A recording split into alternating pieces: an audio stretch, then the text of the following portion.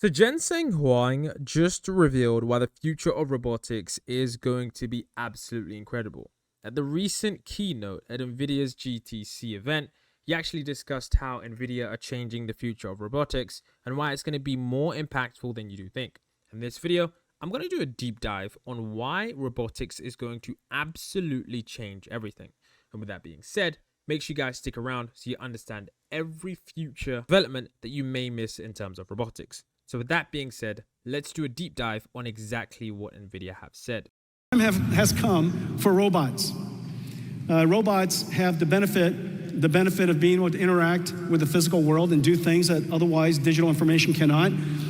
We know very clearly that the world has severe shortage of human laborers, human workers. By the end of this decade, the world is going to be at least 50 million workers short. We'd be more than delighted to pay them each $50,000 to come to work. We're probably going to have to pay robots $50,000 a year to come to work. And so this is going to be a very, very large industry. There are all kinds of robotic systems. Your infrastructure will be robotic. Billions of cameras in warehouses and factories, 10, 20 million factories around the world. Every car is already a robot, as I mentioned earlier, and then now we're building general robots. And so right there, you can see that Jensen Huang said that physical AI and robotics is poised to become the largest sector for several compelling reasons. If you haven't been paying attention to this data, then you're probably going to be quite surprised. When we actually look at the market projections, the numbers are staggering. The global robotics market is expected to grow from about $25 billion today to between $160 billion and $260 billion by 2030. Citigroup analysts suggest that there will likely be 1.3 billion AI robots by 2035 and a massive 4 billion by 2050. And even Elon Musk has predicted that the market for humanoid robots alone could exceed 1 billion units per year, eventually leading to more robots than humans. Now, the growth is being driven by three primary factors. First, technological advancements, particularly in AI, have dramatically changed what robots can do. We're seeing breakthroughs in machine intelligence, connectivity, and control systems that enable robots to handle unpredictable situations autonomously. Now, these robots aren't just digital entities, they're physical systems that can truly interact with and manipulate the real world. Now, secondly, there is the compelling economic case. When we look at, Western countries with aging demographics, and more restrictive immigration policies, robots can provide solutions to global labor shortages. And as wages rise even in traditionally low-wage countries, such as, factory workers in China, their wages have doubled since 2007, the financial case for actually replacing humans with robots actually becomes stronger. Labor actually accounts for over 50% of the global GDP, so the market there is actually bigger than you probably thought. Now, third, when we also look at the applications, it's actually quite diverse. In manufacturing, intelligent robots with advanced vision systems can streamline production and improve quality control. In healthcare, systems can perform complex surgeries with unprecedented precision. In transportation, autonomous vehicles are transforming how we people move goods. Even in exploration and search and rescue, robots can operate in hazardous environments where humans cannot. And what's actually particularly interesting, as I've done some research, is how professional service robots are expected to dominate the sector. Their sales may more than double those of conventional and logistical robots, potentially hitting up to 170 billion by 2030. And this shift reflects how robots are moving beyond traditional applications into a ridiculous level of more diverse roles. And of course, the integration of AI into physical systems, which is what Nvidia have been calling physical AI, is pretty much the next frontier leap from the digital realm into the physical world. It's not really about robots performing the repetitive tasks like they used to. It's actually about them becoming something else entirely. Some might call them becoming humans, but it's about robots that can truly perceive, learn, and react to their environments. And as these technologies mature, they promise to reshape industries, create new markets, and drive significant economic growth. So when we think about all of those things, when Jensen Huang says that this may be the largest sector, it isn't just a hype AI statement. So let's actually take a look at how they're actually advancing these robots with Cosmos. Physical AI and robotics are moving so fast. Everybody pay attention to this space. This could very well likely be the largest industry of all. At its core, we have the same challenges. As I mentioned before, there are three that we focus on. They are rather systematic. One, How do you solve the data problem? How, where do you create the data necessary to train the AI? 2, what's the model architecture? And then 3, what's the scaling laws? How can we scale either the data, the compute, or both, so that we can make AIs smarter and smarter and smarter? How do we scale? And those fundamental problems exist in robotics as well. In robotics, we created a system called Omniverse. It's our operating system for physical AIs. You've heard me talk about Omniverse for a long time. We added 2 technologies to it. Today I'm going to show you 2 things. One of them is so that we could scale AI with generative capabilities. A generative model that understands the physical world. We call it Cosmos. Using Omniverse to condition Cosmos, and using Cosmos to generate an infinite number of environments, allows us to create data that is grounded, controlled by us, and yet be systematically infinite at the same time. Okay, so you see Omniverse, we use candy colors to give you an example of us controlling the robot in the scenario perfectly, and yet Cosmos can create all these virtual environments.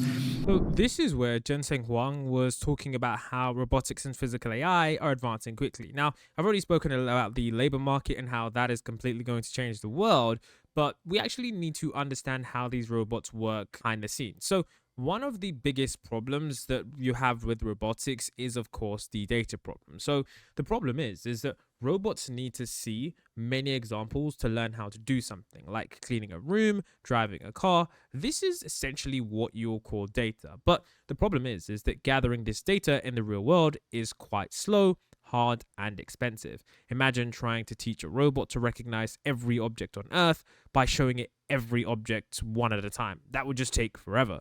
And so the question that scientists are facing now, and all of these engineers, is that how do we quickly create all of the data that the robots need to learn? So essentially, there is also another problem as well. And this is the model architecture. So once, let's say, you've got a decent amount of data, they need a good brain for the robot, which is what you'd call the model. So the model is basically the robot's brain structure, and it decides how well the robot is going to learn. And, Jensen Huang pointed out that scientists have to find out the best way to build these robot brains. And this involves ensuring that you build the right software, the right computer program that can learn from all the data that, we gathered. Then, of course, he talks about these scaling laws. And this is essentially, where you just means doing something bigger or faster. And in this instance, it just means that making the robot's brain smarter by using either more data or more powerful computers, or an efficient way to process that data. So scientists want to know exactly how much data or computer power is needed to make a robot smarter. So you basically are asking this kind of thing: do I need to read 10 books or 100 books to become an expert on dinosaurs? And Jensen Huang says we must understand how robots can become smarter by scaling up their learning. So we have all of these challenges in robotics. And to solve these challenges, Nvidia built something called the Omniverse. Now, the Omniverse is basically like a giant video game, or you guys could call it a digital playground, which is where robots are going to be learning new things. Now, inside Omniverse, robots practice skills inside a virtual environment instead of a real world. Of course, it's going to be faster, cheaper, and safer for robots to learn here. Now, they've added a new tool called Cosmos, and Cosmos is basically like a powerful imagination engine inside of Omniverse. This is the thing that is going to really help solve a lot of the issues that we're facing. This creates infinite numbers of virtual worlds automatically, and these worlds are realistic enough that when robots learn inside of them, they can easily apply what they learn to the real world. And because Cosmos can generate endless practice situations, the robots can get much smarter and faster because they basically have limitless examples to learn from. So this is, of course, why I said that the real world is going to change very rapidly, and physical AI/robotics is at the center of that. And I think Nvidia are going to be playing a key role. So with that being said, let's actually take a look at how Cosmos works and the key details that Nvidia are doing behind the scenes. Everything that moves will be autonomous. Physical AI will embody robots of every kind, in every industry. 3 computers built by Nvidia enable a continuous loop of robot AI simulation, training, testing, and real-world experience. Training robots requires huge volumes of data. Internet-scale data provides common sense and reasoning, but robots need action and control data, which is expensive to capture. With blueprints built on Nvidia Omniverse and Cosmos, developers can generate massive amounts of diverse, synthetic data for training robot policies. First, in Omniverse, developers aggregate real-world sensor or demonstration data according to their different domains, robots, and tasks. Then use Omniverse to condition Cosmos, multiplying the original captures into large volumes of photoreal, diverse data. Developers use Isaac Lab to post-train the robot policies with the augmented dataset.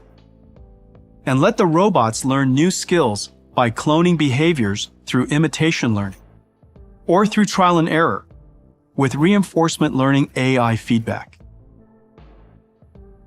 Practicing in a lab is different than the real world.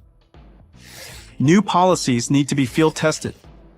Developers use Omniverse for software and hardware-in-the-loop testing, simulating the policies in a digital twin with real-world environmental dynamics, with domain randomization, physics feedback, and high-fidelity sensor simulation. Real-world operations require multiple robots to work together. Mega, an Omniverse blueprint, lets developers test fleets of post-trained policies at scale. Here, Foxconn tests heterogeneous robots in a virtual Nvidia Blackwell production facility. As the robot brains execute their missions, they perceive the results of their actions through sensor simulation, then plan their next action. Mega lets developers test many robot policies, enabling the robots to work as a system, whether for spatial reasoning, navigation, mobility, or dexterity. Now, I want to actually talk to you guys about something that stole the show. And this is, of course, the robot that you've probably seen that everyone has been posting on social media. So this is a robot from Disney. And Disney essentially developed a small bipedal robot that resembled characters from WALL-E and BD-1 from Star Wars, which has been praised for its lifelike and expressive movements. Now, this adorable robot that was actually unveiled at 2023 at the International Conference on Intelligence Robots and Systems features a toddler-sized body with an expressive motion control and can perform a variety of different movements with personality, including strutting, prancing, sneaking, trotting, and meandering. And now this robot, interestingly enough, it was actually constructed using 3D printed parts and off-the-shelf actuators, making it modular and easy to modify.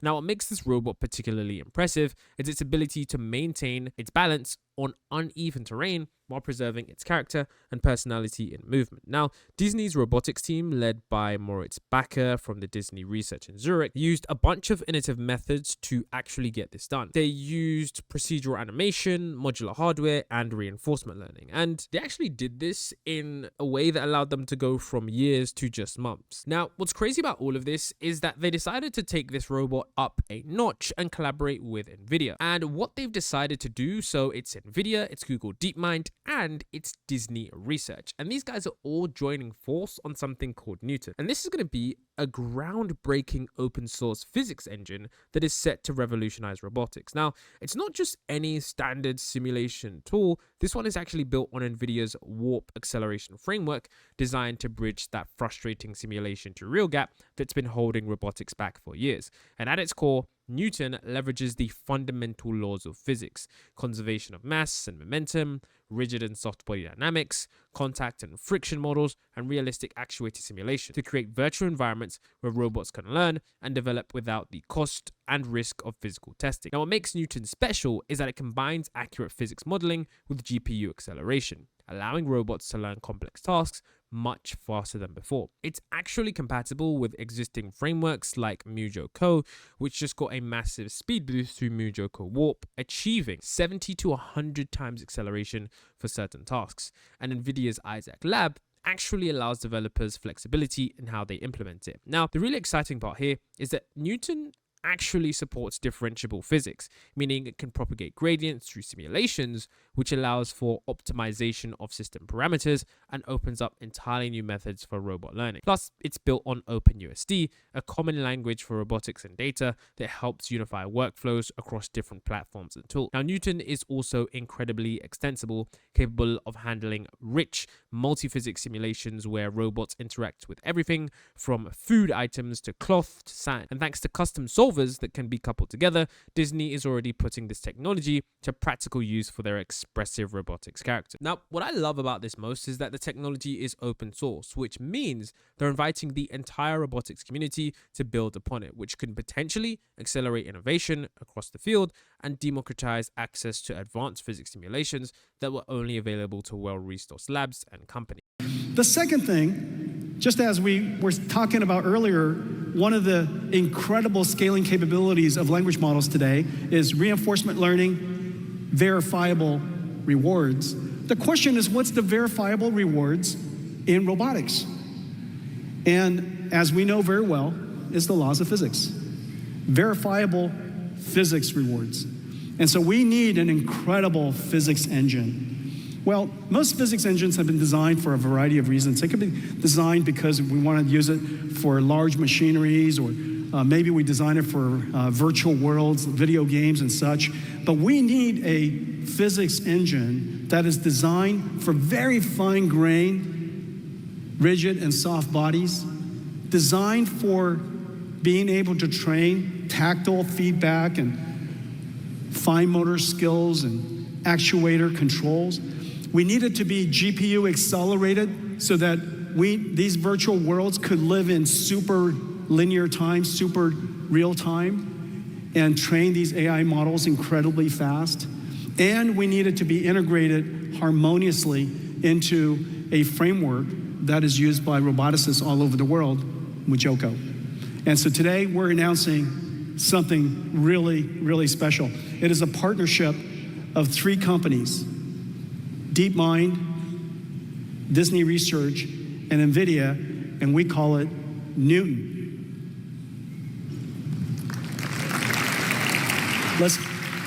Let's take a look at Newton.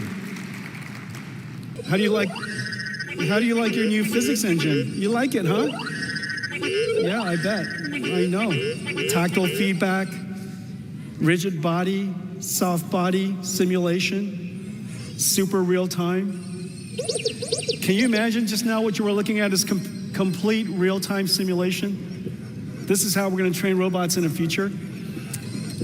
Just so you know, Blue has 2 computers, 2 Nvidia computers inside. Look how smart you are. Yes, you're smart. Okay. All right. Hey, Blue, listen. How about let's take them home? Let's finish this keynote. It's lunchtime. Are you ready? Let's finish it up. We have another announcement. You're good. You're good. Just stand right here. Stand right here. Stand right here. All right, good. Right there. That's good. All right, stand.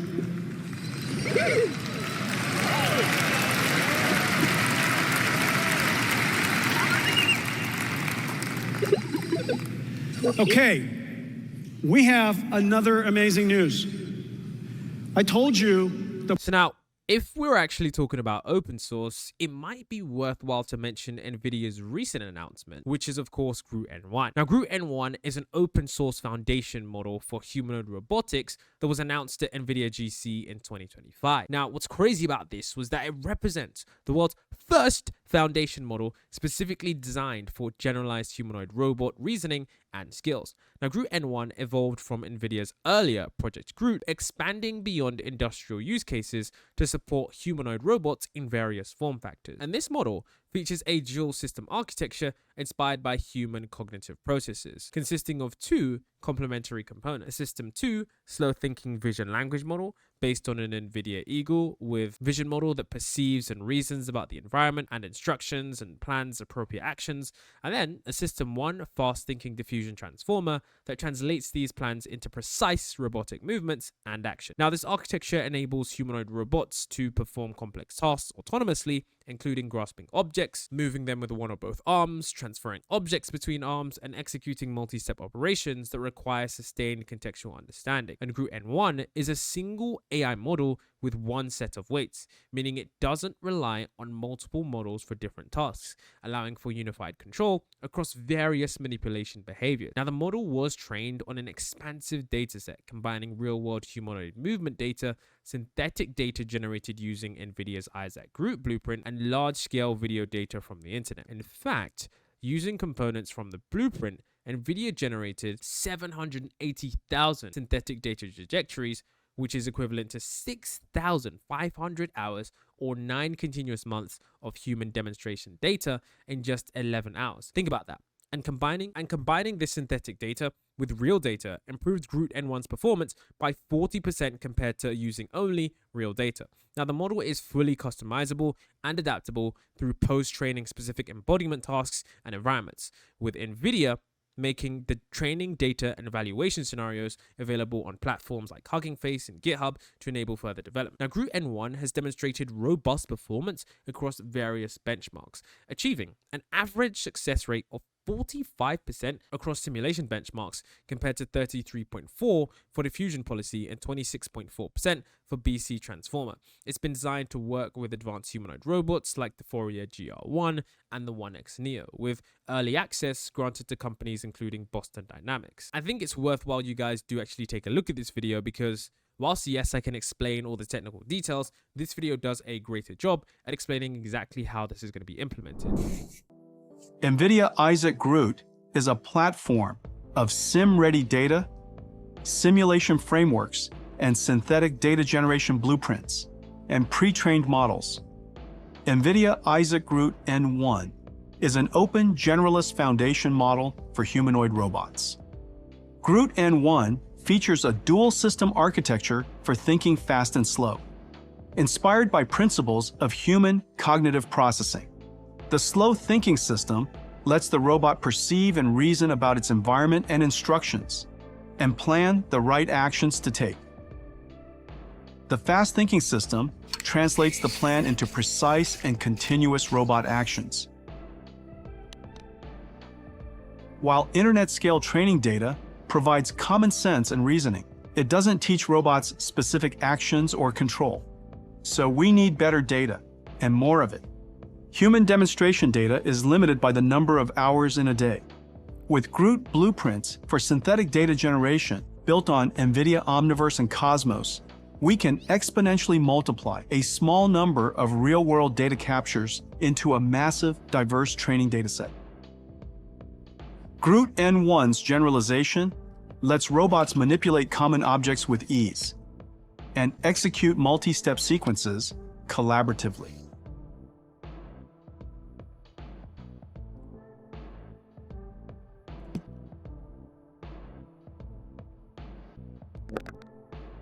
Across many environments,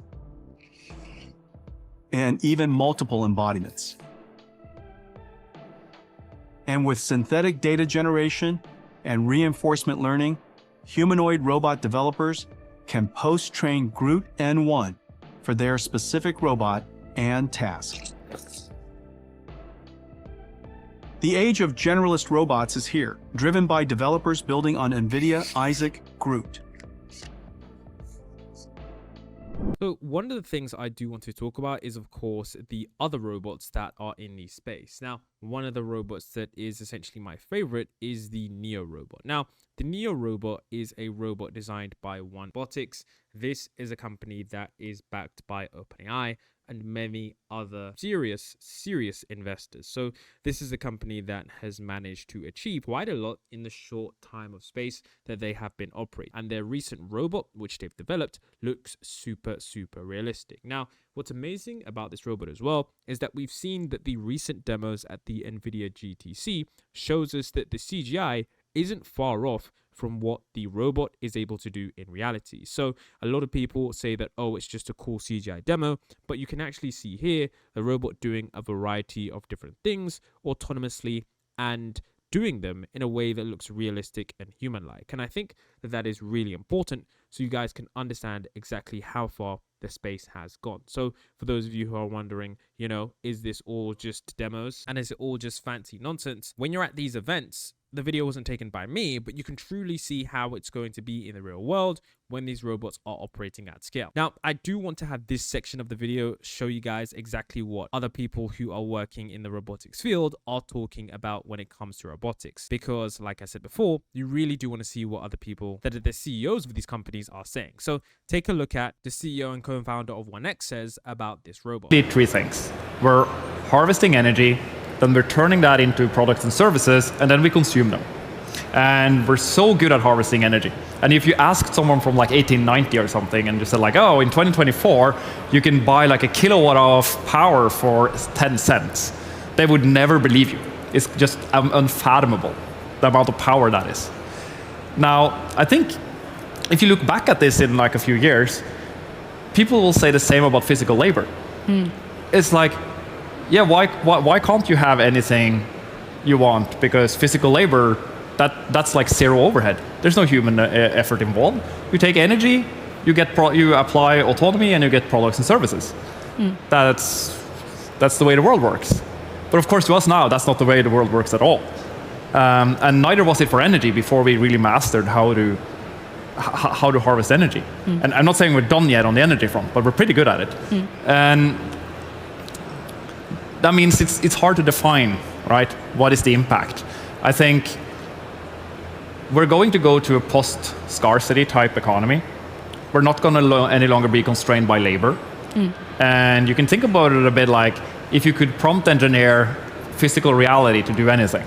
Now, of course, some of you may have heard of the Figure robot. They have actually been releasing tons and tons of different updates into the robotics ecosystem. And it's been super intriguing to see where they're going with their robots development. And recently, they actually decided to cancel their partnership with OpenAI because they believe that they are better on their own. Now, this is super interesting because it means that whatever innovations they have discovered, it's pretty clear that they believe it's going to give them a decisive advantage over the competition. So, what I'm wondering is how quickly will Figure Robotics manage to surpass the competition, as recently it seems like their robotics have achieved milestone after milestone with no signs of slowing down. Take a look at what the CEO of the Figure company, Brett Adcock, says about where robotics is headed and why we definitely need a body for AGI.